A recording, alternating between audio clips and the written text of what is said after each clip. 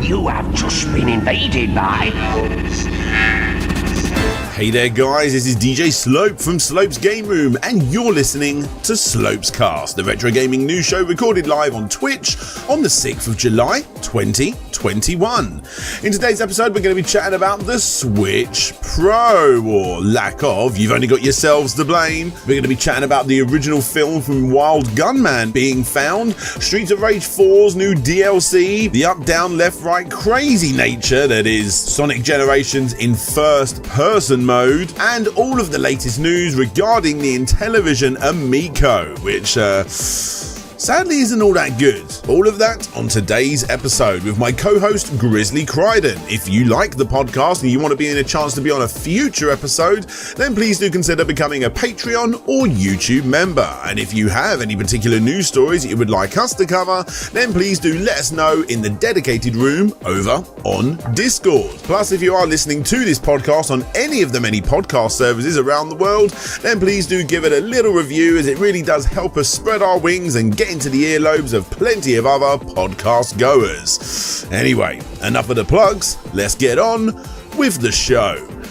Right, let's move in to today's topic, of which there was only 4 until a few hours ago, when something rather big, but not really big. Yeah. Squibby. I like to call it squibby, like a damp squib. So, what's your opinion, Grizzly, on this new Nintendo Switch? Dare I say Pro? It's not. Dare is the right word. Right, so I think I echo a lot of people on the internet right now by saying this isn't exactly what we wanted. So the new Switch has just been announced, and essentially what it is, it's the same hardware as before.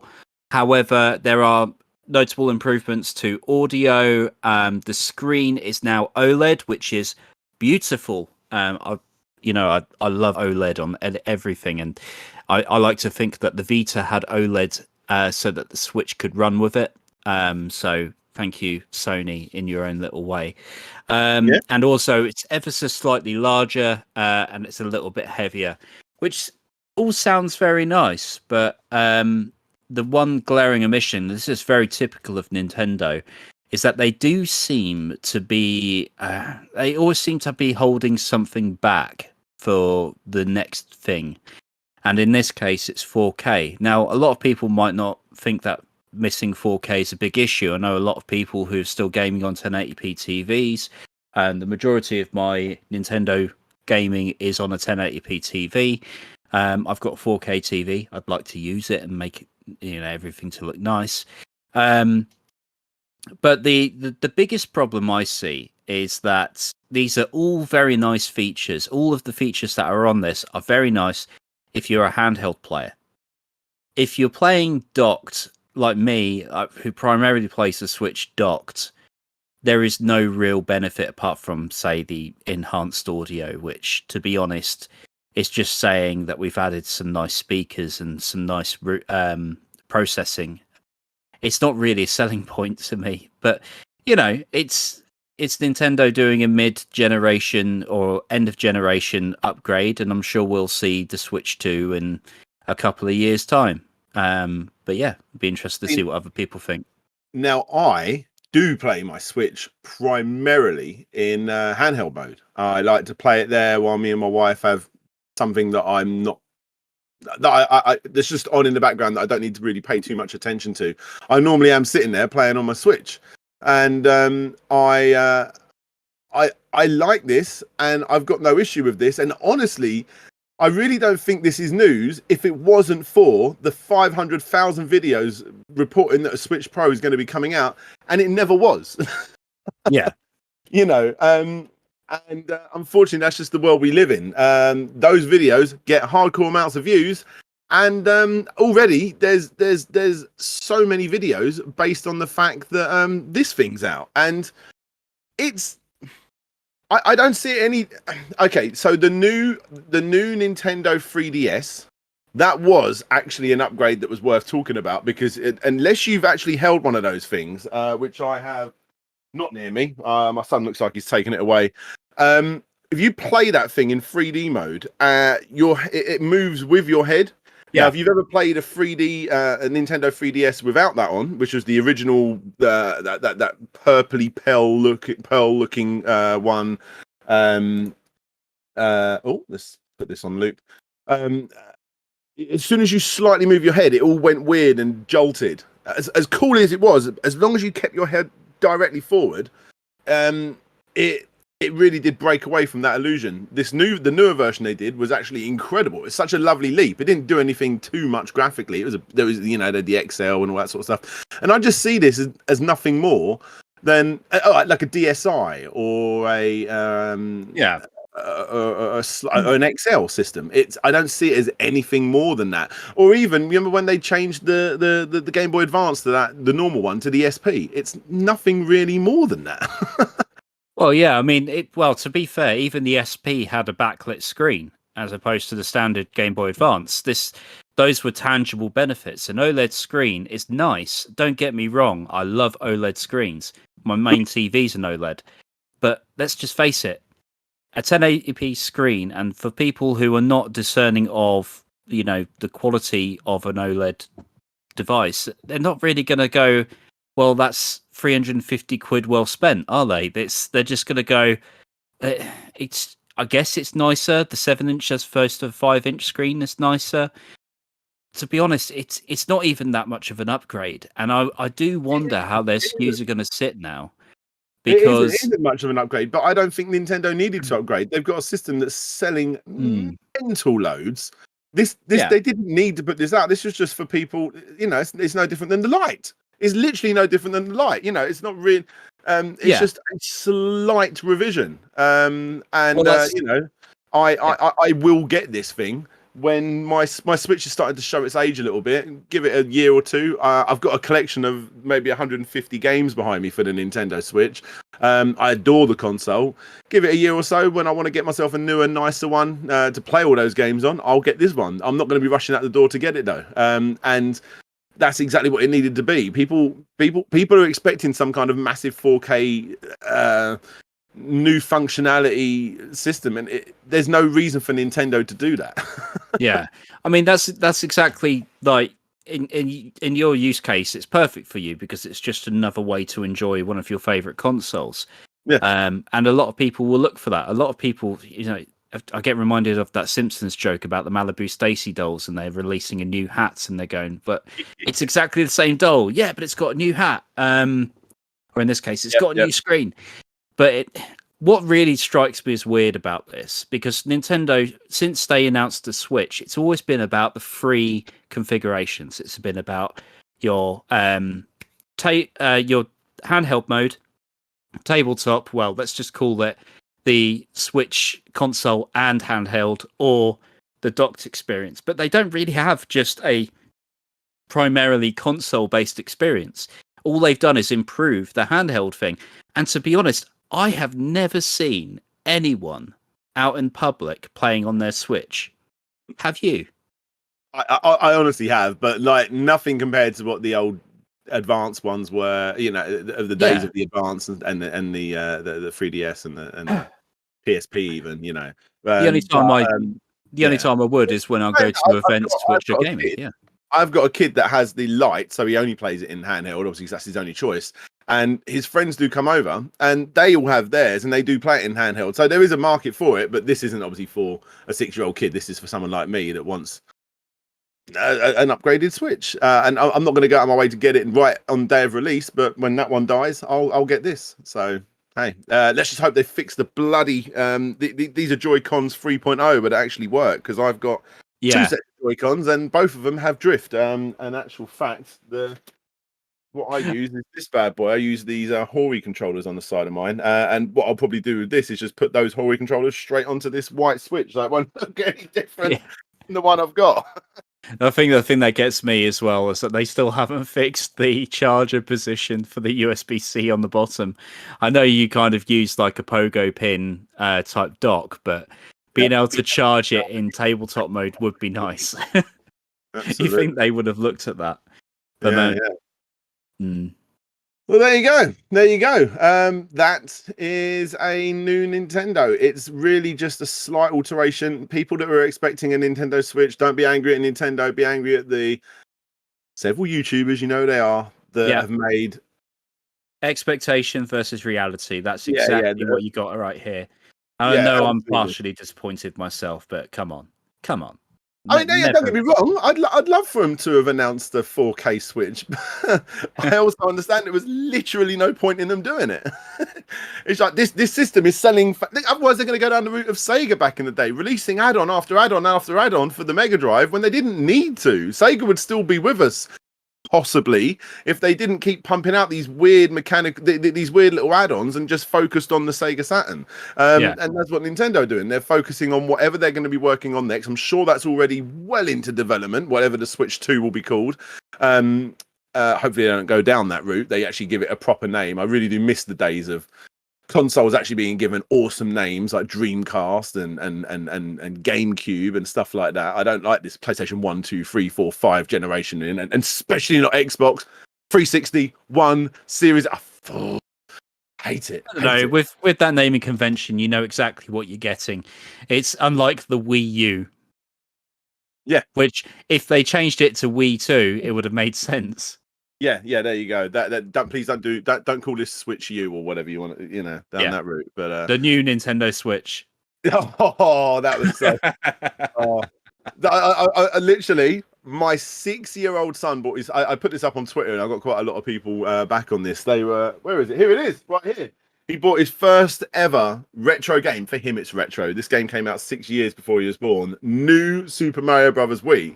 And as he held it, he's like, why is it called new if it's on the Wii? Because he knows the Wii's an old system. I'm like, well, when it came out, it was new. And he looked at me and he's like, but why did they do that? Because it's not going to be new straight away. I'm like, you've just mastered it. Every single person thought the same. And if a 6-year-old kid can work it out, what are Nintendo doing? What were they doing during that period? Everything. I had a new Nintendo 3DS at one point, and what were they thinking? What were they thinking? What were they thinking? Please what were don't they call thinking? the new Switch. Do What it. were they thinking? There we go. Well, look, before we do carry on and move on to the next topic, I've got to give a shout out to everybody that voted over on Twitter and YouTube. I put it out there. I asked the question. So, the Switch Pro, will you be picking one up? Leave your opinions down below. We will read the best ones out on tonight's show at Slopes Cast. We got 78.2%. Let me give it a refresh, see if that's been updated. Yeah, okay. So 119 people voted over on Twitter.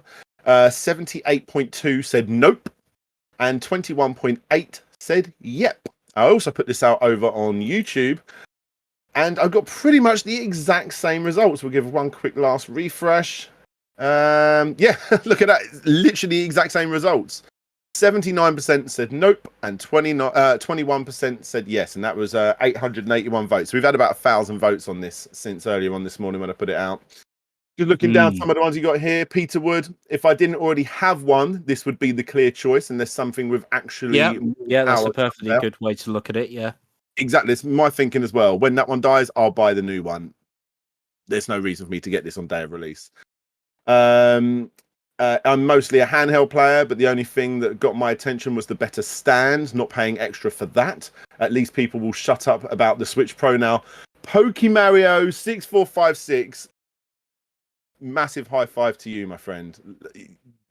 Yeah, I've got a lot of respect for those YouTubers, and like I say, I'm not going to drop many names here. I speak to those guys, not for a while, but I have spoken to those guys. But my God, thank God those Switch Pro videos are now going to end. They probably won't, but it'll be Switch 2 next. Switch 2 leaks. That's it. So Michael Towns, hey Michael Towns. Also used mine docked for a while after release of Breath of the Wild, but have exclusively played handheld since. Paying for an upgrade kind of sucks, but I'm kind of keen at the same time since me launched console bits is a bit curvy.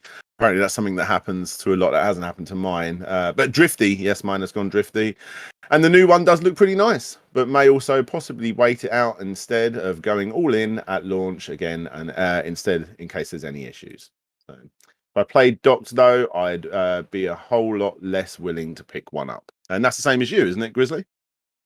Yeah, pretty much. I only ever play docked. I prefer my Nintendo consoles to be on the TV. I do like handheld gaming, but the native Switch controls are a bit of a pain. I've got one of those the Demon X Machina controllers that you have, the Hori Switchpad Pro, but it's still no substitute. I just like it on the big screen.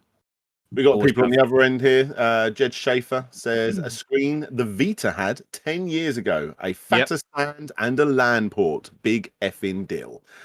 Got 7 thumbs up. I'm saying it out loud because there's obviously people out there that agree with him.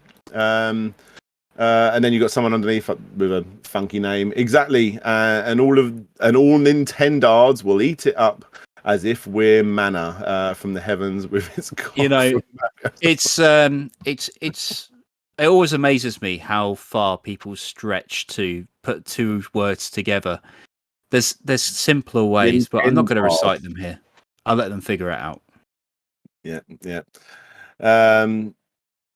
Yep, the Vita screen is swell. Still look good today, says Lemony Biscuit. It does. I love my Vita. Vita's a great system. It's one of the ones I really wish I collected for. Really do. Great little machine, yeah. Yeah, absolutely. Just another way to sell off their old tired hardware until they release something else. I mean, that was full throttle 73 days, getting thumbs up from some people. I will say that, honestly, that is absolutely no different than anyone.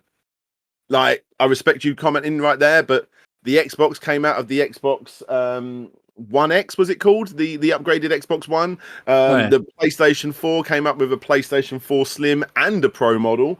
Yeah. You know, like the Switch has already had a light out. So I mean, every single company does this, and we will see smaller Oreo looking PlayStation 5s and hopefully less fridge-like looking Xbox Ones. Oh yeah, I'll give it 2 to 3 years max until we start seeing the new Nintendo hardware. This is there is already an alternative to both of the PlayStation 5 and the Xbox One. It's the digital version of the PlayStation 5 and the slimline Series S. Just save the money you would have spent and use it on the Switch 2 or whatever the next one is, says Brazil Works. Absolutely. I'm just looking down here, seeing if there's anyone that's got a few more. No, I have my Switch connected to my OLED TV 90% of the time, so I see no reason to get it. And I think that is really what it's all about, isn't it? If you are someone that literally just plays it on your, like 100% of the time on your TV, there's really kind of no point to get it. There's absolutely no point to get it, actually. Besides maybe the LAN import, and I saw a few people in the comments saying there's a 64 gigabyte internal memory on this upgraded. Don't get me started on the LAN port, because what's really funny about the LAN port is that people are using a USB port converter from the Wii to add a Ethernet LAN to their Nintendo Switch dock. For the Wii U, you mean? The one for the Wii. Oh, really? Because the Wii U never had one. The one it used the same Wii thing. It was literally just Ethernet to USB. You could make one. They were very cheap. But what they've done in the process is that they've removed the USB port that would have been used for that feature and replaced it with the LAN port. But if you had no interest in having an Ethernet port, you've now lost a charge point for your Pro controller or extra gubbins. There's an extra USB on the inside though, and no, 2 on the.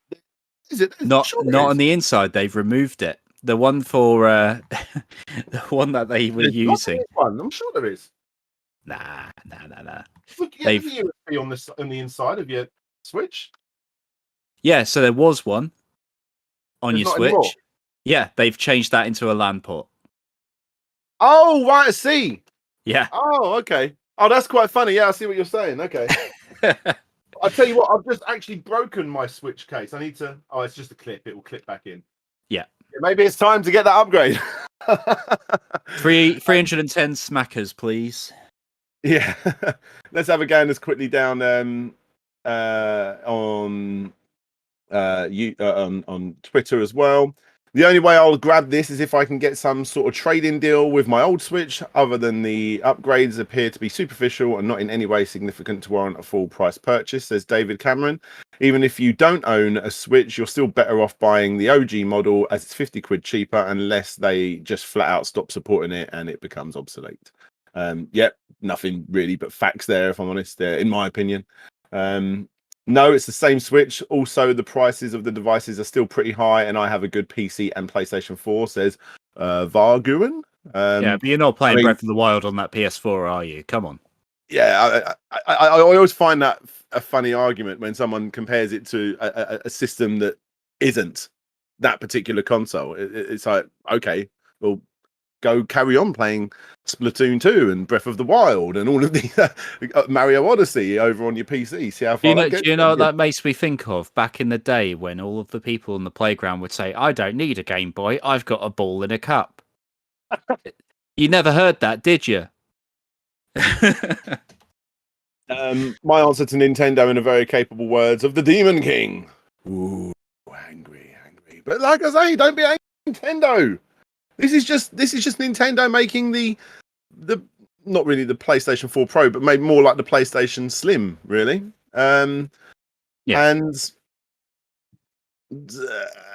be angry at the people that are constantly selling you this, because it was never. Be angry at people that keep buying it despite the fact that they don't want it.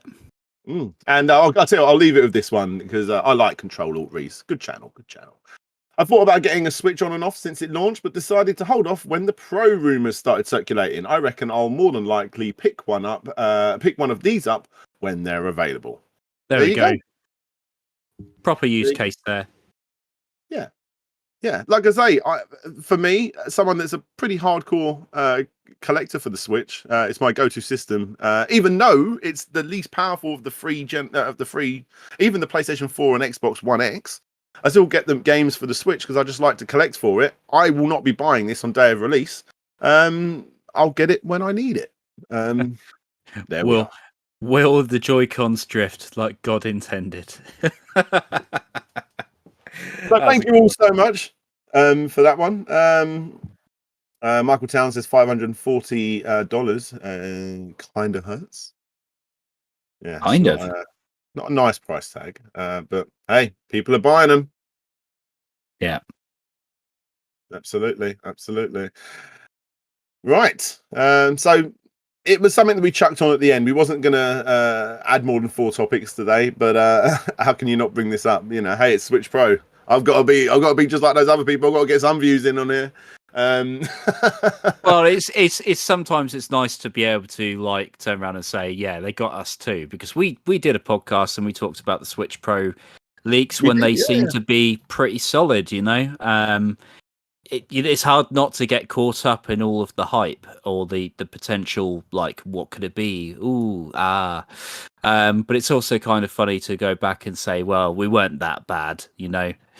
So, you know, maybe go back and watch the old podcast and tell me if I'm wrong. But, you know, it's just one of those things, isn't it?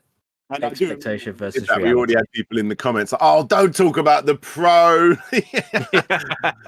I will give Michael Townsend some more props here as well. Me and him were chatting about this earlier, I think he's nailed it with everything that he's been saying here. Like I say, it's just for those people out there that want to get a Switch, you know, or need a new one. And he also did mention about the fact that, you know, there was a lot of people upset at E3 that Nintendo didn't announce this, and I think he actually brought this up, and I agree with him. We think that basically it would have hurt Nintendo if the reveal of this Switch Pro was this. Yeah.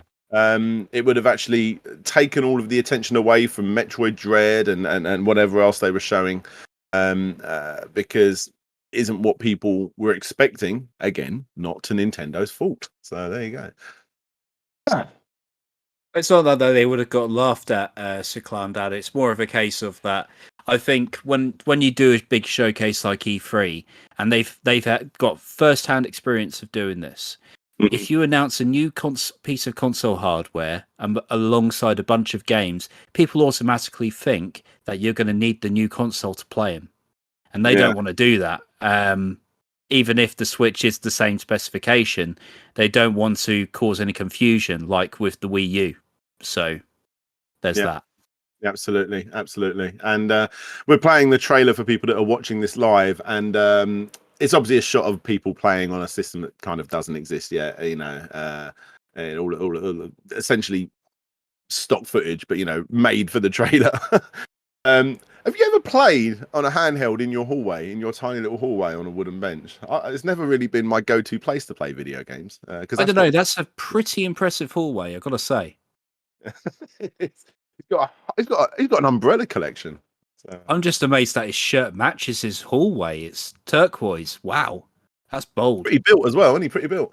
Anyway, let's move on from the sexy man selling the Nintendo Switch Pro.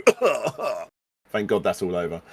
And let's move on to our next topic, which is street. You mean?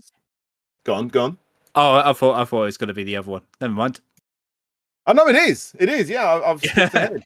You have. I was going to say an immortal line from a film. You mean you have to play with your hands? Yes. Yeah. Back to the Future. I got some from Numbskull today. Yeah, here they are. This will be good for today's stream. I can't see anything now, but I've got some Back to the Future sunglasses. How relevant is this? So for people out there that don't know what the hell we're talking about, in Back to the Future Part 2, I'm right in saying that? That's right, isn't it? That's it, yeah. Yeah. Back to the Future Part 2. Marty McFly goes back to the future, and he sees a very young Elijah Wood, because obviously the film was filmed in the past, not the future. And they find a Wild Gunman versus arcade machine, which doesn't exist. But it was always infamous because, hey, look, there's a Wild Gunman arcade machine in that film that doesn't exist. And they take the mickey out of it. What, you use your hands? Like all that sort of stuff. It's all funny. And for people out there that have actually watched my complete history on Wild Gunman, you'll know that it didn't start with the old NES game. It definitely didn't start with the arcade game. What it did start as, it was actually a few different weird contraption-y games published by Sega, of all people, back when Nintendo and Sega were sort of allies in the arcade days, before they were the 8-bit and 16-bit rivals that everyone knows them to be.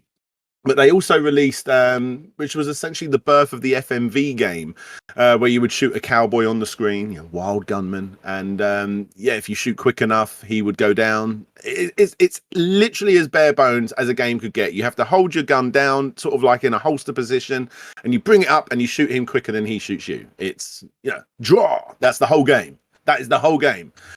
Well, footage of that game is online. Very, very, very rough footage, but hardly any arcade systems of that exist anymore. I believe there's one in Paris somewhere, which is the footage that most people see on YouTube from that one machine. But people have been trying to get hold of the reels of this game because, video game preservation. And, video D, because there was 4 videos it would play, has been discovered and it's being preserved. And as someone that's into this sort of things, I've done a complete history on Wild Gunman. It's obviously nothing but a good thing. We say it all the time. Anyone that preserves gaming like this is doing a good thing. Yeah, I mean, what's really cool about this is that these reels of film are really volatile. You're talking 16mm film back from the 70s. It's not the kind of thing that survives the passage of time, especially if it's not looked after, and considering these are arcade cabinets, they weren't. So there are 8 reels of film. Each 2 makes up one of the potential scenarios that you can face. And the one that's been discovered is film D. So there's 4 of which, and as you can see on the screen, you can see there's like 5 different cowboys or wild gunmen that you can take on, each with varying levels of difficulty. So it's a real step in the right direction and a real piece of history, Nintendo history, which I know a lot of people love. That is, you just come out of the blue. Really, it's great. I'd love to see if someone was able to find all of these and try and restore it in some way, make it playable.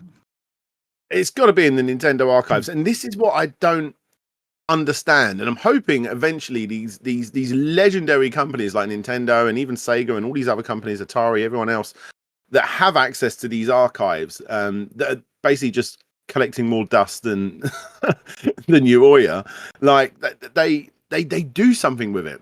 Can you imagine if even if it was once a quarter or something, Nintendo put up on the eShop a 99p game of some of them turning this into a game? Because it would be the easiest game to make. I'm sure there'd be indie developers out there that could make this within a week tops, like possibly in a day or two if they just had the original footage, because it is just an FMV game. If you shoot quick enough, it flips to a small bit of footage of the cowboy falling down. If you don't, it says you lose. It's basic, but it would actually be quite a good way to showcase the history of these classic companies. And just constantly trying to redo the next Animal Crossing and just constantly getting that, I think it would do so much for their directs as well.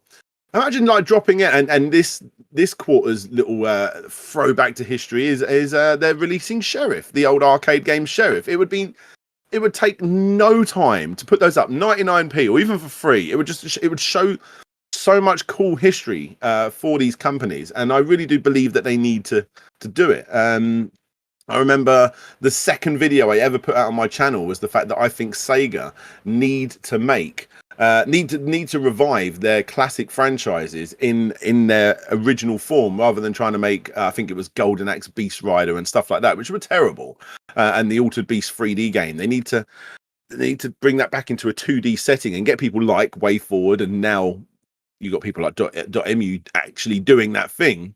And it's reviving their classic franchises, and it makes people want to find more about the history of these incredible companies. And I think Nintendo, they're already kind of doing that, because they're making a new 2D Metroid game and what have you, but they've got so much in their archives that they're just probably never going to touch. But they could, and it would get so much media coverage on that company. To me, it's a win-win situation, and I would love for them to put something like Wild Gunman on the eShop for 99p, because it would cost them nothing to make. It's such an oddity, isn't it? It's like it's the kind of thing that people would love to like look back on.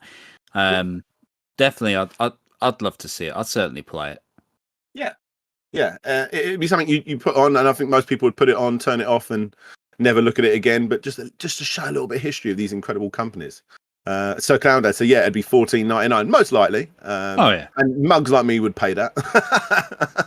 But it would be nice to see a bit of history.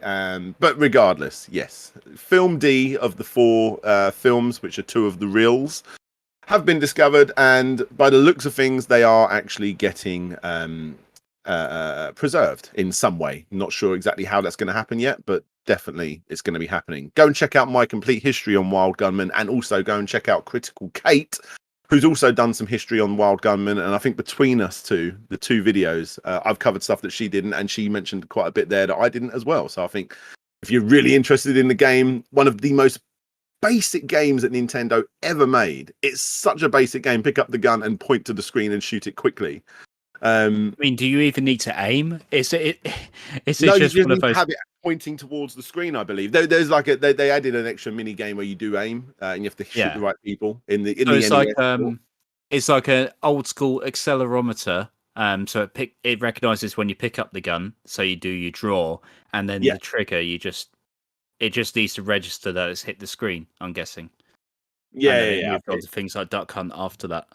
Yeah, it's as absolute bare bones basic as a game can get, and I love that, because these companies for the most part started off as arcade companies, and that's what I grew up on, because most of Sega's ports were of their arcade games, which were for the most part very quick games. And I would love to see some more stuff like this. So fantastic work. There's obviously never going to be any other angle on this particular segment. They're preserving classic Nintendo, and incredible work to those people that are actually doing that. Love to see it.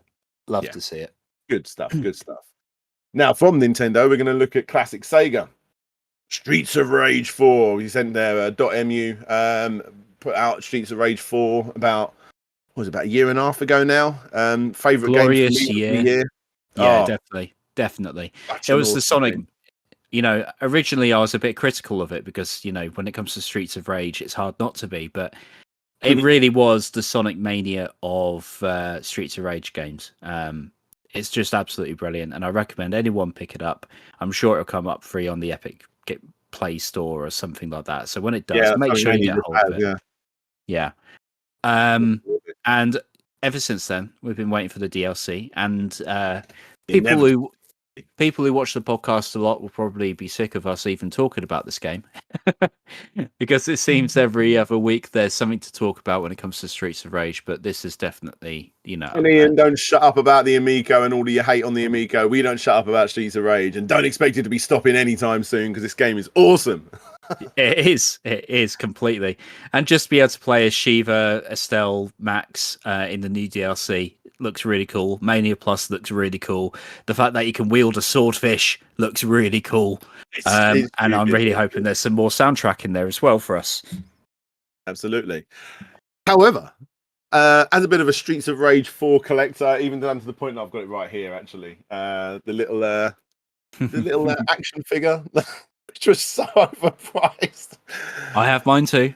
Yeah, you got yours. I've got like the pins there from Lineage Studios, the vinyl soundtrack. I've got the limited run big box, standard box, merge games one, which was signature editions games, the Japanese import of Bare Knuckle, and was that all of them actually? I think that might have been all of them. Well, it's not all of them now because there's another edition coming out in September. Which is pretty painful because that means I'm probably going to have to buy it to complete my set. I've gone this far. Yeah, well, in for a penny. We don't really know much about it, except for the fact that merge games are the people doing it, which means it's going to be coming out on Signature Edition. I've got a fair few Signature Edition sort of limited runny type collection sets. Now I'm about to have another. So this is going to be like the way they did like Sonic Mania Plus, it's going to be like all of the game and all of its content onto one cartridge or disc or whatever it may be. And it's going to include those 3 new characters, the survival mode, which now lets you actually customize your character after every round. So you're in these little arenas like a boxing ring or an Egyptian temple. I think it's done in the Matrix sense where you get sent to that area, you fight off a swarm of bad guys, then you move on to the next one. But every time you move over to the next one, you can upgrade your character, whether that be a new move set or weapons. We'll soon see. But you go on as long as you can, basically. Yeah. And what's really cool is that the like combos and moves that you unlock in survival mode actually carry over into the main game. So if you are playing Max and you feel like you're going too slow, you can then use the upgrades that you've picked up in the main thing. So we see some crazy combo stuff going on in the new trailer, and it's where you can just like tie things together. It removes things like frame times, makes them a bit more, contracts them a bit, so you're just faster as a player. And it just looks like a hell of a lot of fun. I know that. I know I'm going to get a lot of time out of this. And I mean, honestly, it's not the mode that when I look back at the classic Golden Axe and even like Streets of Rage 2, we had the one-on-one fighting mode and all that sort of stuff. There were never modes that I played ever more than just that works. And I never really played them too much, but I'm more interested in being able to configure your character throughout the game and add those new characters in. And at the end of the day, this is $7.99. I'm sound like I'm selling it now. Like this sounds like such an infomercial. $7.99 for like the whole DLC pack, and I think that's pretty decent when you compare that to what a new character will cost in a Smash game or something like that. Plus, you get all the survival mode and everything else. I think it's a pretty decent little package there for $7.99, which I'm assuming will be about £5.99, I guess. Oh, easily. Like well, it's consider it sold for me. I'm just waiting for it to come out, which is July 15th, if I remember rightly. Yeah, so something like that. Definitely on this like white on rice for sure. There we go. But it's It's good and bad because now I'm going to be buying hopefully one more collector's set of this game. I love limited run, but please don't limited run make another one as well, because I really don't want to have to buy 2 more collector's sets. I don't want 5 versions of this game. But imagine, no, that would be 6. but imagine if that was the Adam and new guy, whatever his name was, Adam statue to go with Blaze and Axel. Yeah. Yeah. Or a Mr. X statue where it's just a brain in a jar. Absolutely. Pretty hardcore. Well, there you go. Hey, it's happening, and we're excited. And yeah, like I say, there is actually a physical edition happening now. So there you go. Keeping it Sega, and for people that are watching, you might not want to watch this if you suffer from motion sickness. Yeah, seriously, guys. And lucky for you, because after this podcast, for people that are listening to this, make sure you get on over to Twitch and watch us live every Tuesday night at 9 p.m. UK time, 1 p.m. Pacific Standard Time. I think that's right, isn't it, Grizzly? Yep. I'm actually going to be playing this live, first time reaction as well. So, Sonic Generations, do you like that game? Oh, I love it. It's one of the best 3D Sonic games, for sure. Possibly the best. Possibly. I mean, take nostalgia out of it. I love Sonic Adventure, but this is probably the best 3D Sonic game. I don't know about that. I'll go with Colours on that one. Colours was good. I never really caught hold of the Wisps for me, but I was more into this. Regardless, this wasn't the Rerez did a video on this recently, and he nailed it. It isn't the best 2D game. I actually think it probably is the best 3D game. It is, but yeah, it's still a fantastic game. It's really, really good. I've got a beautiful collector's set with this. Actually, it comes with a little kaleidoscope thingy. But anyway, someone's modded it, and we're going to be checking it out afterwards. Nostalgia Nerd says he really enjoyed Forces, which makes one of us. So yeah, I didn't get past the first level on Forces. I need to give it more chance. I really do. Someone's modded Sonic Generations. We'll check it out afterwards. But like I say, if you get motion sickness, you might not want to watch. Explain what we're looking at here. So yeah, for the listeners at home, this is Sonic Generations, modern Sonic, so you know what to expect if you've played the game. Played from the viewpoint of Sonic, and I'm not talking about like fixed camera in front of him. This is his eyesight. Yes. So when you somersault, it spins. When you do the stunts, you see what he sees. It is an absolute head F. I'm looking at it now. It's just like I can see what they're doing because I know the first level quite well, but it's crazy, absolutely crazy. And the funny thing is, obviously when he spins, the camera just goes insane. It's flying all over the place. But on top of that, when you're actually just running forward, again, I'm trying to explain it to the people that are just listening, but the cameras are actually attached to his head, not just in front of him. And when Sonic runs, just like a normal person, his head bounces left and right. So you're just constantly seeing his head go running forward left and right. And it's so insane. The big question is, like, would you ever be able to complete this? I mean, I would struggle to get past one level, and we're going to experience that live after the podcast. But yeah, I mean, a lot of people saying let's try this in VR, but I genuinely wouldn't advise that because I think it would actually kill people. I think there would actually be genuine injuries from this because it is. If you're just listening, you have to see it. It doesn't make sense. You need to know these levels back and forth. From back to front even to be able to actually get anywhere in them, because as I'm watching this every so often I'm like, oh wow, he's grinding now. How did that happen? It's so fast, but it at the same time looks so intriguing.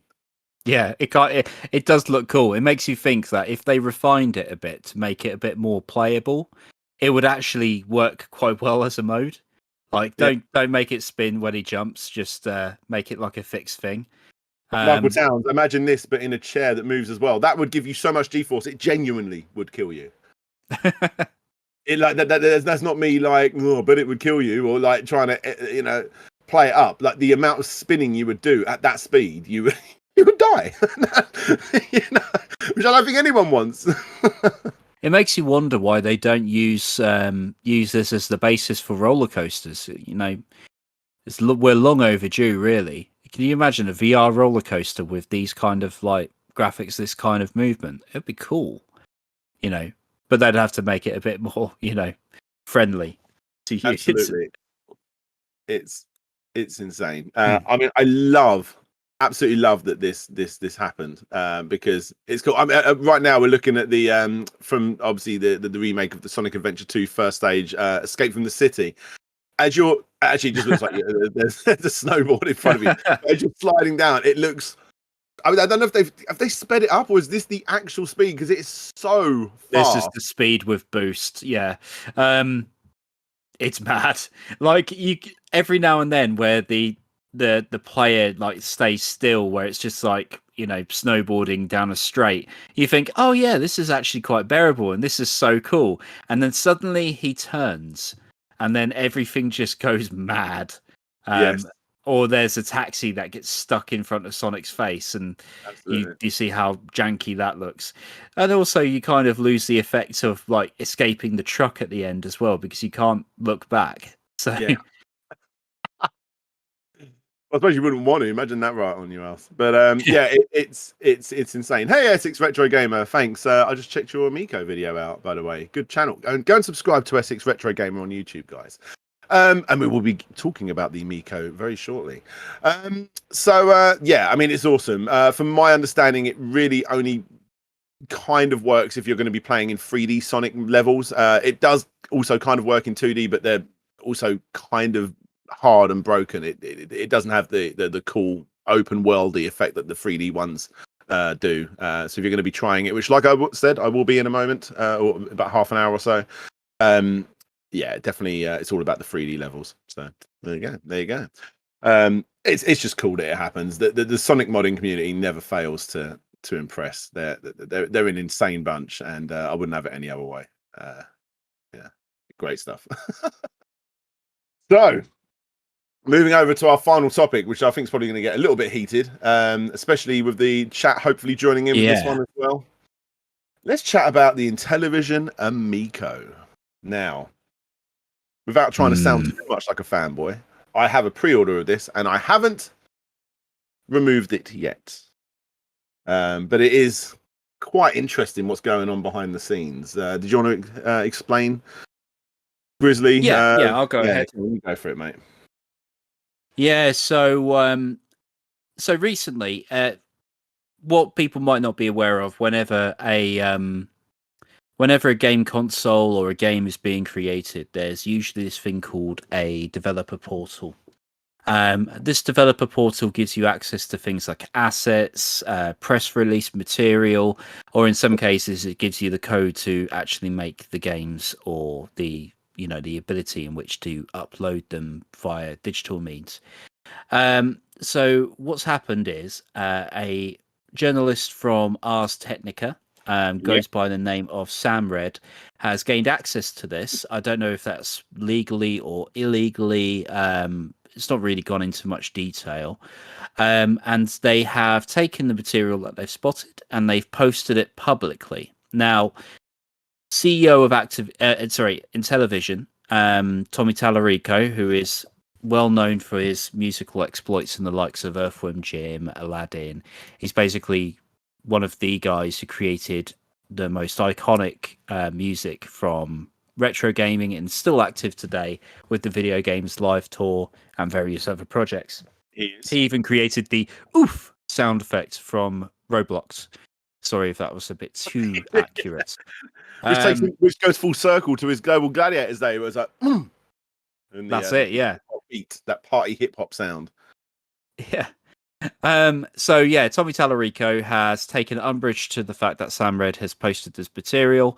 And on Twitter, he kicked off and said that he's going to have to get lawyers involved because all of this is copyrighted material. It's out of date. Some of it can be considered a little damaging to the Amico as a hardware platform.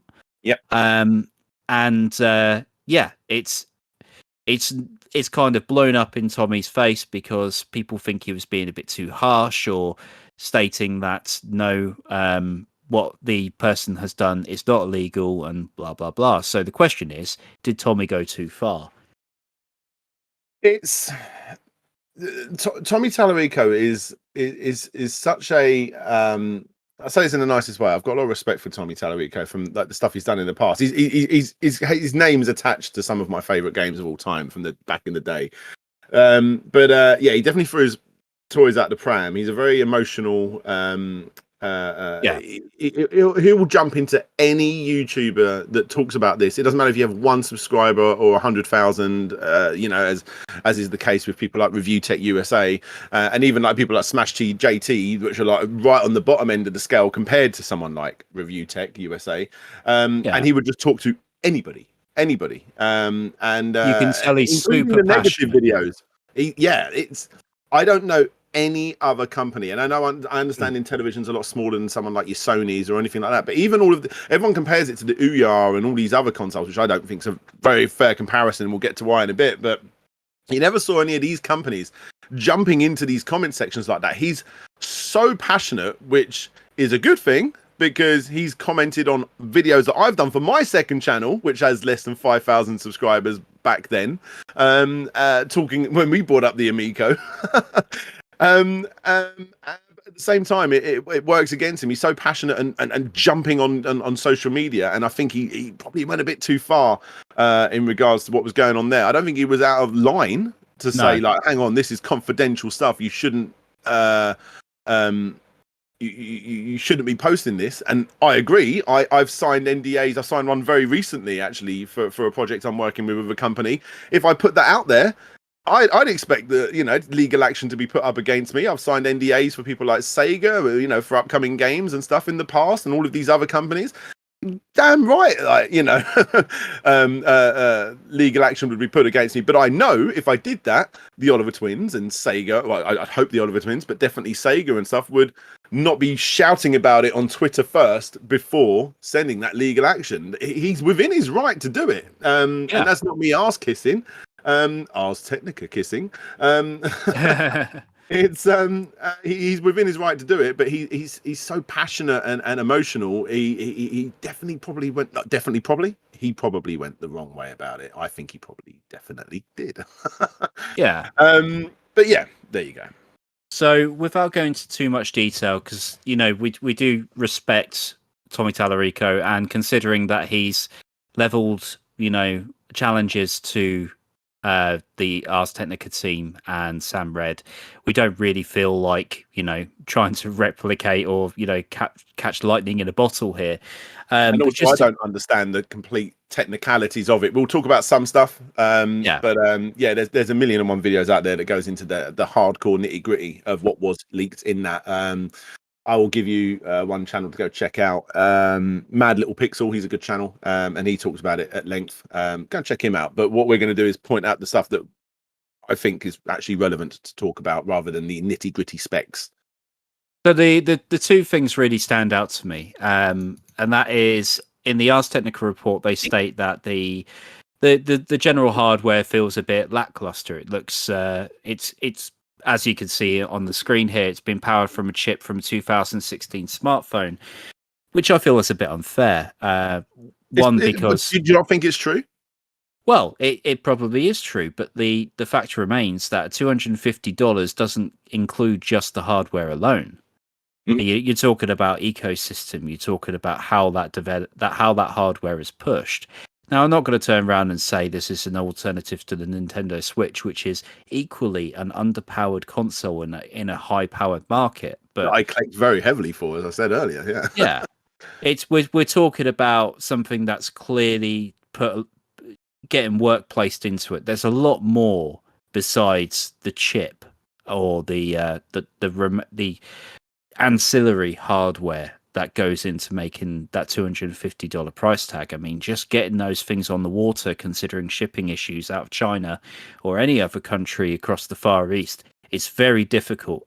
I mean, we're talking major money for containers, but I won't go into too much into that. But, from my own personal standpoint, that is a big challenge for any hardware manufacturer out there. The other thing that stands out to me is this general idea and this can be a bit worrying for the developers side, is that all games must be below $10. Now, if you were to make, I want to go through the Ten Commandments completely. Actually, yeah, let's get that up. yeah, Let's get that. Here we go. Here we go. So should we work through them 1 to 10? yeah, exactly. Yeah, let's go with that. So for people out there that don't understand what we're talking about, the Intellivision has a 10 commandments of game design. This is one of the things. This was leaked, I suppose, in the Ars Technica thing, but it was actually shown off in old Smash JT videos when he was actually looking around the place, and they even put it out themselves, I think back in November on their Facebook page, is where I originally got the picture. But yeah, these are the 10 commandments that they put out to developers when people are developing for the Amico. It's like it's essentially a much advanced version of, you know, Nintendo, the Nintendo stamp of approval. This is Intellivision's 10 things that a game must be. Some things I agree with, and I'm like, that's quite interesting. Other things I'm like, it's quite confusing. Yeah. And to be fair, it's a lot of these things. If it was Nintendo or Sony coming out with this 10 commandments in this fun way, I'd imagine a lot of people would be all for it. To be fair, it's a lot of customer pleasing things here. It is, but I mean, instantly, number one, every game must be rated E or E10 plus. So in other words, they must be for the whole family. Yeah. I find that so bizarre. I understand why he's doing it, because for the entire reason I'm buying this console, me and my family still do play on the Nintendo, the Wii U. We genuinely do still play on the Wii U. It's the only system that's not up here right now of all my consoles, because it's downstairs in the living room, because me and my family were playing it within the last week, playing things like Nintendo Land and those sort of games. So and that's the reason I'm still getting an Amico, because it's going to be filled with those types of games. Yeah. But at the same time, I don't see any reason as to why there can't be a simple password or whatever, a password system for the adults to be able to play as a Wii U as an example. That came out of Nintendo Land and Zombie U. You know, Yeah. I don't really. I feel like instantly they're cutting away from the people that could want to developers that would want to develop for this system, because Zombie U is such a perfect example of how to do an adult game on a system that's for a family, and I find it just so bizarre that he would put that in there. I understand why, again, and maybe it's to keep the shareholders happy, but it is a very, very bizarre. I don't know. It reads a bit Captain Planety, doesn't it? You know, where you get the well-meaning conglomerate trying to appeal in some way. I'm not saying that Tommy is that. It's just a little side joke on my part. I must be rated E or E10 plus. I mean, that was the whole idea of the Amico. It was a family console where it doesn't have the external challenges of like censorship. It's just supposed to be a really easy thing for everyone to get into. Now, in terms of rating, I don't really know what an E10 plus really accounts to. How far can you go with that? I'd imagine it'd be something like Ori and the Blind Forest, where you get like, you know, basic fear, like spiders and what have you. But other than that, it is somewhat limiting. That's a 7. I was just looking to see if it went up to 15. So that would be our that would be our version of E10 plus, I'd imagine. I mean, it's a 7 and 12. I get it, because, like I say, the system is marketed for a family, but not every member of a family would buy it. If I didn't have kids, I would still be interested in getting this, because it's a good Wario Game and Watch, WiiWare sort of system. But at the same time, you still see zombie shooting games on phones and stuff, and I can imagine those games working on this type of system. It's just so weird that he would limit like that. But I was going to say I understand it. I don't understand why he would do that. If I'm honest. I've just seen a comment here, Mr. Lolkins. Kids eventually go to bed. Adults eventually want to chill out. And that's a really good comment. To be fair, that's a really good example of why you would want to open it up. However, I don't think Tommy's under any illusion to suggest that the Amico will be your primary gaming console. Maybe for people who only want, you know, age rating 10 or below. But to be honest, I don't believe for a second that this will be a primary game console in most people's collections or It won't. setups. It won't. It won't. But there you go. There you go. But moving on to number 2. Every game must be playable with very little instructions. Again, that's great policy. Great policy. It is. It's still putting barriers up. I'm happy because these are the games I'm going for. But again, it's still putting barriers up. I feel like this system is made for indie developers that want to experiment with games. The games that I go for. And I always remember back when I actually talked about it in my Pilot Wings Complete History video. There was an insanely clever modder, hacker, or whatever you want to call him, that flipped around the original Wii sensor bar, so that you're holding the sensor bar, but the actual controller was under the telly, and it looked like you was in a 3D space. When you start doing weird things, games end up becoming more complicated. And one of the big draws of the Amico is that controller that has so many different weird, cool functionalities. And when you start adding weird different things, it instantly starts moving into the realm of becoming a little bit complicated for more advanced games. And I don't understand why you wouldn't, why you'd put that barrier up. I almost feel like it's a bit of one of the commandments that will probably get ignored a little bit. I think it's one of those things where, you're always going to have some basic instruction, but I can see where this is coming from. Essentially, I believe that Intellivision have looked at the Wii remote and gone, right. So when people first saw the Wii remote and they saw the videos of what you can do with it, they didn't see a controller. They didn't see a button-laden device. It's baffling to think about if you're a non-gamer. They saw a bowling ball, they saw a sword, they saw a baseball bat, they saw, right, if I hold it in this way, if I swing it this way, I am playing baseball. And this is the kind of thing I feel that the Intellivision guys are going for. They want good, simple the pick up and play stuff. Is without a doubt the go-to benchmark for the system. Definitely. Definitely. It's without a doubt. But then you still get complicated games on the Wii. You get your bowling and everything else, but then you actually get really good complicated games on there as well.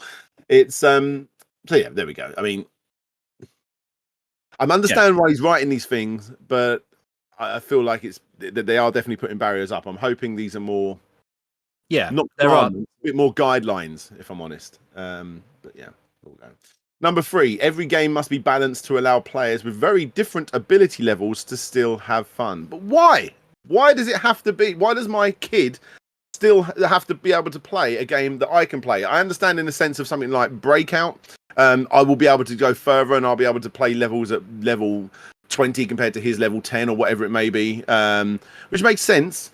But I want there to be games for adults as well. Not the vast majority. What are you thinking?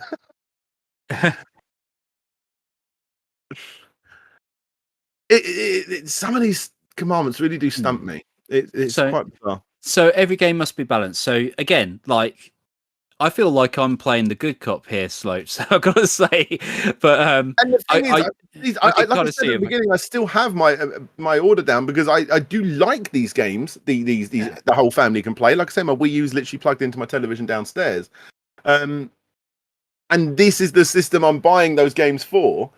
But at the same time, why does it only have to be those games? That's my issue with it. Even if I'm not going to buy those bigger ones, like, why can't there be a Zombie U-esque game for this system? So the way I see it is the balance to allow players with different ability levels still have fun. It's like programmed handicaps. It's like playing golf and then noting that someone might take a few more swings and then just giving them the ability to get through the game. Or the better example is things like rubber banding and Mario Kart. Nintendo have been doing this for years. Yeah, they've been trying to make sure that little brother doesn't get left behind in the dust when bigger brother, who's had 5 more years worth of experience in life to play Mario Kart, that doesn't completely trounce him every single game. So I don't see any problem with that. It's just leveling the playing field, and I feel like that's important to a family competitive game as opposed to an esports competitive game. Yeah, and like I say, the games I'm going to buy for this are going to be the games that those three categories will definitely be related to. Moon Patrol and what have you. But I just don't understand why they can't go further. If a developer come along with a good idea. No, sorry, you got to take the blood off that character. It's weird. Number 4, every game must rate 7 out of 10 or above on Intellivision's quality control scale. Good thing. This is the most worrying thing for me, actually. Oh, really? Okay. Because quality control scales can mean two things. One, bugs, which I'm getting a feeling that this is the one thing you're saying this is really good, that you want them to be able to iron out bugs. Secondly, no, I was actually more like to the point. Well, yeah, obviously I want to make sure bugs are clean. Thankfully, on newer systems, it's kind of, especially for a system like this where it's going to be download only. I know they've got this whole RFID thing, but you're going to be able to upgrade these games, so that's fine. But more for me, it's more the fact that I just want these games to be good. And even from back in the original NES, hence why the Nintendo did well in America, as everyone knows, is because they had that Nintendo seal of quality. I just see this as an updated version of that. So if they are being picky about what's on the system and they're making sure that all the games rate 7 or above in their eyes, I see it as a good thing. Yeah. Well, that's the thing. Who grades it? Circle around that right on the money of where I was going to go with this one. What if the person who's reviewing it, I mean, does it come down to like whether they like the game, whether they think it's a good fit for the Amico? No, I don't think it's down to the fact of I don't like RTS games, so therefore I'm going to rate this down. I don't think it's going to be down to that. I think it's just more the fact that it needs to be a good game. I think that's just it. Who's doing it? I imagine the game. I'm getting the right. The producer of the game, or at least the producer, the way Sega would send producers in, to make sure Comic Zone's to a certain level and whatever else. I'm just throwing random examples here. I'm assuming there'll be a similar type of thing put here. I don't know. I'm spitballing, but I'm guessing. Yeah. A seal of quality only means so much. I mean, quality is subjective at the end of the day. Sure, you can have games with series and series of bugs, but like with Cyberpunk, there are fans of that title. And to be fair, like most things on this, sorry, I'm interrupting there. So just like most things on this commandment list, they're so vague. You instantly went down the route of making sure that the game's not very buggy, and I instantly went down the route of thinking that the game needs to be of a certain quality level in regards to its gameplay or its overall quality. So neither of us really know. It's just we're spitballing, Yeah, it's vague, completely. Every game must cost less than $10. I don't see it too much of an issue. It might put off some publishers, but I can understand why that one's on there. Yeah, I don't see that as being unreasonable. I mean, it's the Android model, isn't it? Yeah, for this system, that works.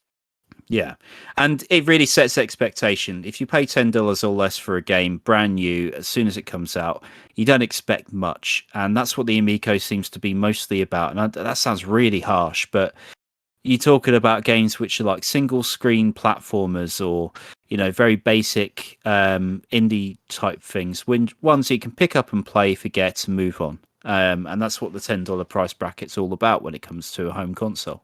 Well, both me and you, we play new games, but our hearts with those retro games, and it's just the way games have advanced over the years.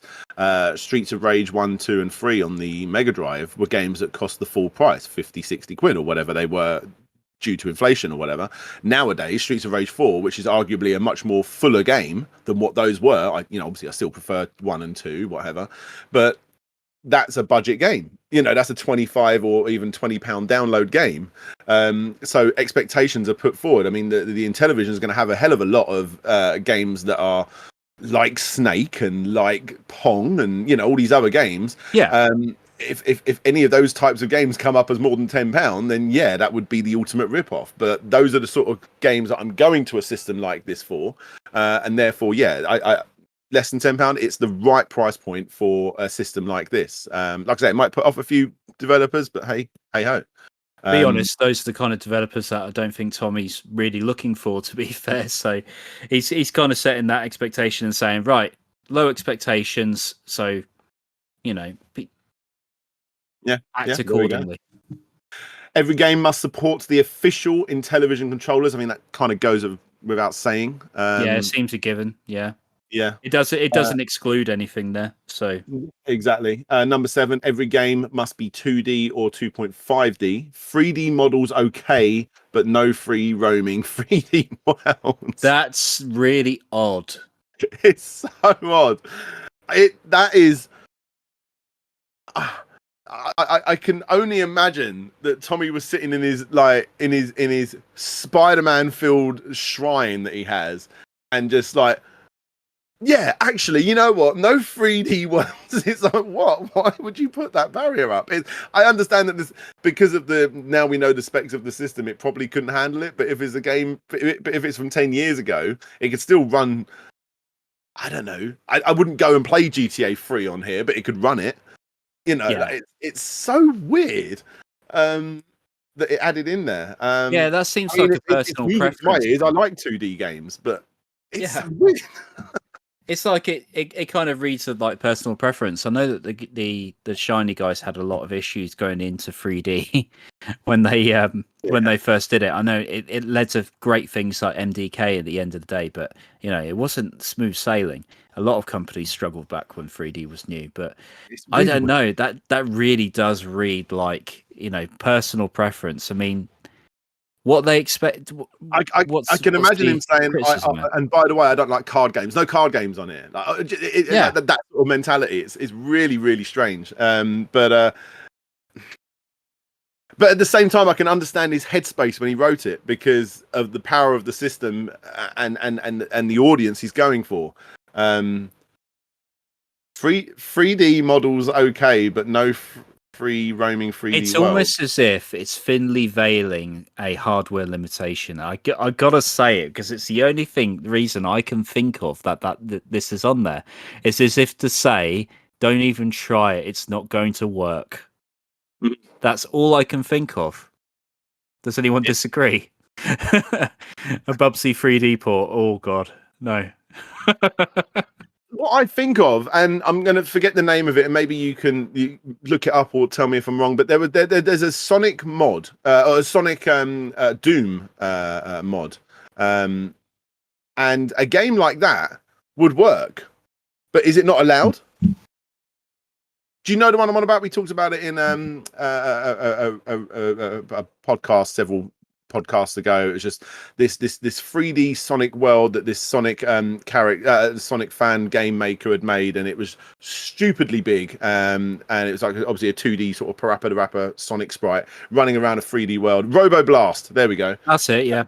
And that I can imagine that not only suiting this model of the Intellivision Amico, that type of game, obviously not that particular one, but at the same time being able to run on that system. But is it not allowed because it's kind of a 3D world? It's very weird. Very weird commandment there. It could be because he doesn't see a reasonable way that the games would work with the Amico controller, and as we know, games must support the Amico controller.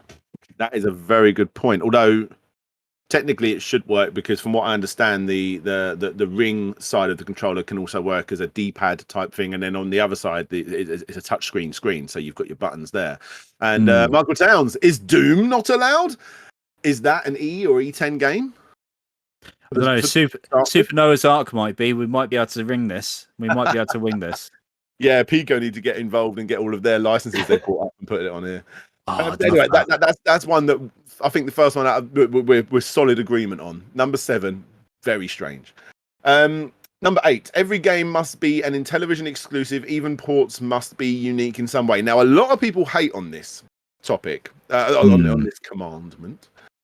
I don't have an issue with it out of the gate. I do see this one. Let's live in a world where this Amico really does blow up for some reason. I don't think it will, but say it blows up to the level of like even Wii U sales or whatever. And then eventually other publishers start getting interested and want to put their games onto the system, their lower end games onto the system, their indie games that you find on Steam. And the way the Switch has done so well with all of the those 1 or 2 generation old games, I find this very strange that Tommy wouldn't want to have those on there eventually once it's picked up Steam. And hopefully if it does pick up Steam, like I said, I don't think it will to that level, but in a world if it does, I think that would be a great case, a great way to put these games, as long as, like you say, they work with the controller. But I haven't really got too much of an issue with the fact that everything has to be exclusive. I know it's a grey area because right behind me, here we go, coming back, this is Fox and Forests for the Nintendo Switch, and that's one of the exclusive games coming out for the Amico with a reskin and slightly changed, but it's the same game. Yeah, and that's what he's classing as an exclusive, and he's already gone back on that a little bit and said that if a game has a slightly different angle, character or something, I don't know, that makes it exclusive for this system, I suppose the same way that Tekken Tag Tournament 2 is exclusive on the Wii U because it has a Mario level. Yeah. We're talking about kind of where they're going. We're talking about skins or art cards here. This is nothing to really get worked up about. I mean, if people who've shopped at GameStop in America or Game in the UK know exactly what this kind of exclusive model is, and that is literally just an extra download code when you pre-order that game. It's their way of saying, this is exclusive, please don't ask for us to price match this against other retailers, because ours is different. In reality, it's not. It's the same game with some accoutrements just to make it somewhat fresh or different. Yeah, you can play as Zurg in the PlayStation 3 version of Toy Story 3. But not, but that makes it exclusive to the Xbox 360. Yoda and Darth Vader in Soul Calibur 4 comes to mind. Yeah. 4 was it? 4, okay, yeah. In reality, it doesn't really change much because you can buy those characters, the alternative ones, but it's the same game in essence, and I can't see why people would get too worked up about this. If anything, it's a reason to own the Intellivision. It's one of those things that it's out of all of these commandments, it's the one that everyone runs to and really gets hated on. But I kind of don't care. For me, it works because I want to play Earthworm Jim. I'm such a big fan of exclusives anyway. That's why I've got issues with the Xbox when I own a PC. I've got a PlayStation 4 for the exclusive, I've got a Switch for the exclusives, and I've got a PC for the Xbox stuff. And annoyingly, that's why I don't have an Xbox Series X. So I like the idea of there being an exclusive Earthworm Jim game and this new Random Echo the Dolphin game that they're doing for this system, that's going to work from the ground up for those controllers. I've got no issue. I see that they're sort of going to lose a little bit of money themselves by not having Sega run along and chuck on Sonic the Hedgehog 1, 2, and 3 like they do with the Fire TV stick and random tablets and whatever else. But hey, for me, owning a system that only has exclusive games on it is going to be a good thing in my eyes. Yeah. There's no reason to be upset about that one, I feel. And I know people will pick up that I've said that. I understand not everything is a 100% exclusive. I'm not an idiot. I understand that a lot of games that are going to be on there are going to have a character in this which makes it exclusive. But for the games that I'm interested in, are the proper exclusives, which we'll get to in a minute. But yeah. Yeah. 9, no in-game purchasing or DLC. Okay. Yeah. Some people might feel like it's a bit backwards, but to be honest, I very rarely buy DLC. I know we talked about Streets of Rage 4 and what have you, but honestly, that's one of the few games I would even consider it for. The other would be Risk of Rain 2. I think it's a good policy to have, especially when it goes with that family thing. The last thing he wants to do is be caught up in a Intellivision wants to do is get caught up in a scandal where the kids spent too much money on buying gems for that fish game that we saw. Shark. Yeah. Just keep it simple. Buy the game once and focus on buying more games as opposed to buying, shinier gems for that one game. I feel it's a good policy. It's weird. I mean, kids are growing up in a DLC world, and for Intellivision not to do it, I'm sort of in the middle of that's really noble of them, and that's a bit stupid of them, because even though I've got a kid that has picked up on a few DLC things in the past. I was literally chatting to a friend that has, I think, about a 7 or an 8-year-old, and he was so excited about getting a blue costume for his Portal Knights character on the PlayStation 5 for like whatever it was, 90p or whatever. And I do find it weird that they wouldn't go in that route. I'm not saying that I approve of this method, but it is the world we're living in, and I just feel like they're going to lose a lot of money by not doing it. So I'm sort of sitting in the middle of like, that's a really noble thing for them to do, but whoa, you're cutting away a massive loss of your money there. Considering this is a system that as an example, you get like, I don't know, an Uno type game. If I could pay £1.99 more and get Uno Rummy as an add-on, why wouldn't you give me that option? I can imagine. I had Carcassonne on the Xbox 360, and was it Carcassonne, one of these board gamey ones, but it was an extra £1 or so to get one of the little expansions for a board game. So it would be really quite weird that they wouldn't add that in-game DLC sort of stuff to that. But yeah, as Michael Town says, they could sell the DLC as another £10, and maybe they're thinking down that route. But I can't imagine they are with the mindset they're going with this. I think it's being noble, which is a good thing, but I do think there's probably a bit more to it than the main thing is the main thing is going to hurt is the developers, really, because some developers, whether it's true or not, they rely on the additional revenue they get from in-game purchasing. A lot of these games are being built with the mobile mindset in mind, especially being less than $10 each and need to be balanced and, very little instructions. I mean, that reads like mobile phone app games. It's the in-game purchases are important to keeping those things, relevant. You won't see free-to-play stuff on this console. I don't believe that. No, and it's weird because when people think of DLC, and before people hate on me for saying that some DLC is good, there's a difference between Loot Crate DLC and, like I say, a couple of quid expansion to a board game that this system would be absolutely perfect for. Monopoly, obviously they can't do that because that wouldn't be exclusive, or maybe it would. I don't know if they had a different design board. Monopoly for a £5 or 10 quid on this, plus a couple of extra to get the Star Wars board, it makes sense. So there's a difference, and it's a bold move, a bold move to take, and it does make me think that I think some of these commandments might get broken almost out the gate a little bit. We'll see. Yeah. On to finding number 10. Every game should try to incorporate local multiplayer or 2-player mode if possible. No. Is so. Why put that in there? Because it doesn't mean anything. If possible, okay, well it can't.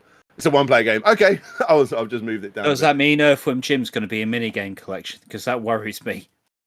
That number 10 absolutely means nothing. Every game should try and incorporate local multiplayer or a 2-player mode if possible. It can't. Okay then. It means nothing. The 10th commandment. Yeah. I mean, that's like saying, would you kindly make your games, I don't know, just can you make your games less than $5? We should absolutely try to make them as cheap as possible, so we can sell as many as possible.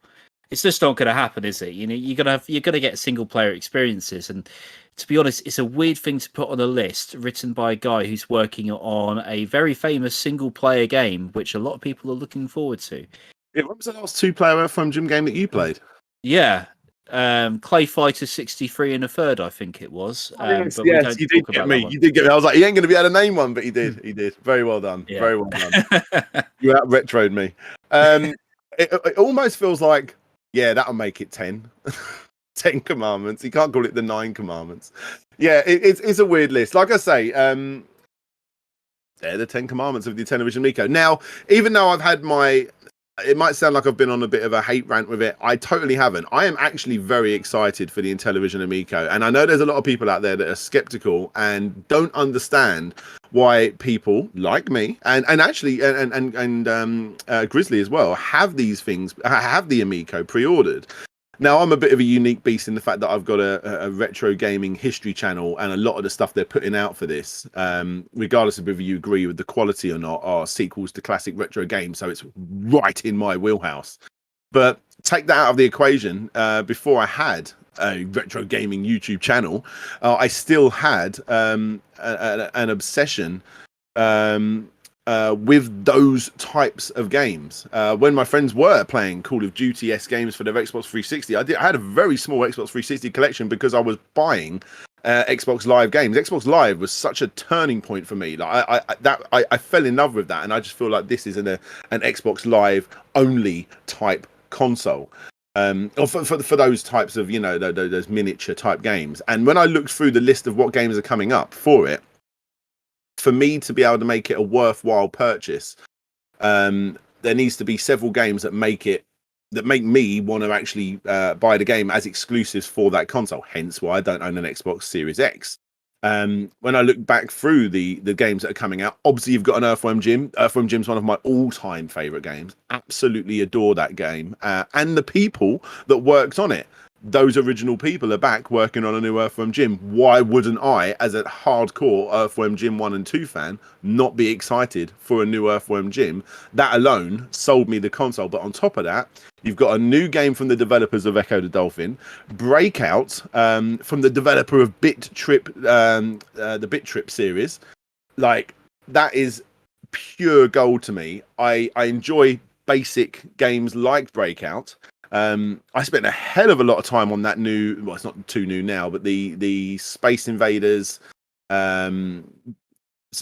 Breakout game that was I had on mobile phone originally, and now it's actually on the Switch.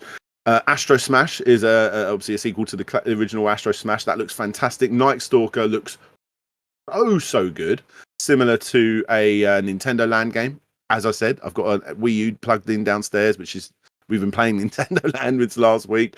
Missile Command looks fantastic. Moon Patrol looks great. Skiing, Battle Tanks. These all look like very mini games, but these are the games that I like to play. Battle Tanks, even Pong.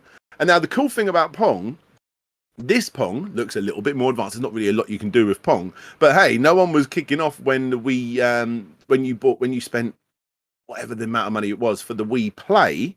I know it came with a controller, which essentially had Pong. But I played that so much. I really did. Like, you know, drinking games, having friends over, you know, and now I've got kids, you know, I can see us playing that. Snafu is Snake for 4 players. It's so basic. And I understand why people are saying these are just mobile games, you know, and I'm like, that's fine. But I like playing those basic games with my family, and Snafu, and even on my own, and Snafu looks like a lot of fun. And the one that everyone's excited about, Cloudy Mountain, obviously that's one of the ones I know the least about, but it looks great. A fantastic example is on the Wii U, one of the games that goes for a lot of money now, because obviously certain games are starting to rise up in price now, is the Wario Game & Watch games. And these games look like single pieces from that Wario Game & Watch. It was bare bones, that game, almost to the point where you cannot call that a game, really, because there's so little in it. But if you take out all those little segments of Wario Game & Watch, those are the games that you'll find that look like they're on the Intellivision Amico. And they have a mind game called Brain Jewel coming to the Amico. Yeah, that's the one that's a comparison to the Nintendo Brain games, aren't they? And yeah, for people that are into that, I can understand why you get into that. So there's definite strange because I've never known a console lead up like this for a launch. It's very bizarre. The way Tommy acts, I love it, and at the same time I'm like, come on, Tommy, what are you doing? Um,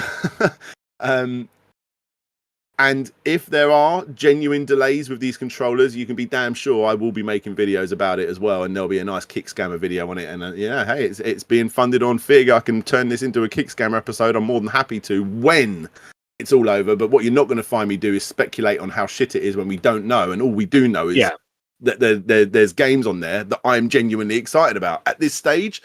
If the console works, the way it's being presented, and those games are on it, then it's going to be a worthwhile purchase for me. When I get it, if it's got horrible lag and it's just unplayable and it breaks in like after 15 minutes of use or whatever the issue may be, then yes, expect a kick scammer episode based on the Amico, and I'll have no issues doing that. But I'm not going to sit here and hate on a system when it's got games I like the look of, and I've got no reason to believe it won't play nicely. There we go. Rant over. So for my standpoint's very similar to that of Dan's. I don't feel like it's fair to start talking trash about a console before we really know or have actually seen it in people's hands. I mean, I know I did something similar to the Atari VCS, but I can smell a rotten egg before it hatches, if you get what I mean. Yeah. With the Amico, it's slightly different. I mean, initially I was like, not too sure about this, but you see the passion behind it. You see respected industry veterans building together this piece of hardware, and I know how that's ended up in the past. I'm not going to imagine that the Ouya never happened, but when it comes to the Amico, I hate people comparing it to the Ouya because the Ouya was based on its tech. It was all based on its tech. It was obviously a cheap system that people can play around with. Blah blah blah. There was very few exclusives for the system. There was a castle crashery type game. I can't remember what it was called, but that was like the big one. And that's now on other systems, obviously. But there was nothing exciting to play. And like I've just rattled off like 10 games that I'm probably going to buy, like definitely going to buy. So and instantly out of the gate, the Ouya, this is different than the Ouya in that regard. The biggest thing that gets me from this compared to the Ouya, I'm going to do it one more time, Dan, one more time. And that is the Ouya was a system that's very much the same kind of ethic as the Amico, but it was targeted towards a hardcore audience. The Amico is completely the opposite of that. It's not built for the hardcore gamers. The kind of gamers that are on YouTube currently slagging it off because they feel like what is this crazy device that's only built for E10 or below, or it's for the family. It's not. Why is it not for me? I feel like that's the anger, that's the resentment coming from it. It's not for me. Why have you not built a console for me? I love games. Therefore, this gaming console should be mine. It should be for me. I disagree with that approach entirely. I feel like the Amico is being built for a specific purpose. It's being built as a almost sanitized gaming device for the family gamer, a gamer that's conscious about the media that their children are consuming, and they want to have good, wholesome family fun in the same room together. And you can see it in the Ten Commandments. That's exactly what Tommy Tallarico is aiming for, and the Intellivision crew are aiming for. And it's just a case of whether that's going to be successful or not. And I feel like it's well worth giving it a college try and seeing how it fares off. Not every gaming device out there needs to be for the gamers. It just needs to be a fun, practical piece of hardware that ticks the boxes it's aiming to tick. And I feel like the Amico has the opportunity to do that. It just needs to get a bit more of that appeal in terms of like how it's seen. Yeah. I'm just seeing the stock footage, the stock photos with them holding in. It's loads of companies do it. Unfortunately, I don't think the Amico did it too well. It's why I'm loving and That's why I'm loving this system. It's just so. Why would you do that? Why would you do that? It's such an interesting story. Everything leading up to it. It's really bizarre, and yeah, I love it. There's John Alvarado, I believe his name was, from the Bit Trip guys. Yeah, I'm excited. I am excited for this system. I'm not jumping on all the hate. I know that. He does bring it upon himself. I'm hoping he was being true when he did that whole when you move it left and right, it was going the wrong way. Oh no, I put it upside down on purpose to annoy the trolls. I'm like, but mate, you're showing off a system, and you're doing stuff to wind up channels with. And I'm not trying to degrade anyone, but like 3,000, 4,000, 5,000 subscriber channels. Again, I'm not degrading anyone when I say that, but these are videos that are going to be seen by the masses. Why would you just do something small like that to wind up small channels? It's a very bizarre thing to do, and when he does stuff like that, and it's almost like, well, mate, sorry, you had it coming. You know? Yeah. Like I say, if that's true, and I understand that some of these games are very, very like the stuff that you find on Flash consoles. I mean, I remember seeing things like that when I looked for a sizzle reel recently. I mean, the stuff that you're seeing on the screen now. There's like Care Bears games, Sesame Street games, and they honestly don't look really any different than the subscription service I've got for my son on his Fire tablet from Amazon. You know, the same games that you get on BBC properties for kids shows or whatever. But I don't care, because I'm not going to buy those. The ones I'm interested in, and all the ones I've talked about, and hopefully more after it's come out. There we go. Yeah, let's not demonize it before we know. Let's wait till it comes out. Very much like the other topic we were talking about earlier, in terms of like just forgetting which one it is now. Ooh, sorry. Yeah, just wait and see, guys. It's like the Switch Pro all over again. We don't really know until it's out, or until the information is actually announced by someone who is from the company. So I'm very curious to see how this goes. I hope the launch goes well. It's a shame that this happened with Ars Technica. Sorry, going right back to the topic. Yeah, no, that's what this was on. Yeah, this was what it was originally based on. Yeah. Yeah, it is a shame how the reaction to the Ars Technica thing comes. Do I feel Tommy went too far? A little. I feel like it shouldn't have been done in a public forum like Twitter. And at the same time, imagine myself getting that angry if something like that happened. Yeah, and he's every right to feel angry, but you know he's running a company. He's heading up Intellivision. He's trying to release a new console. He's right in that launch hype cycle, if there is one for the Amico.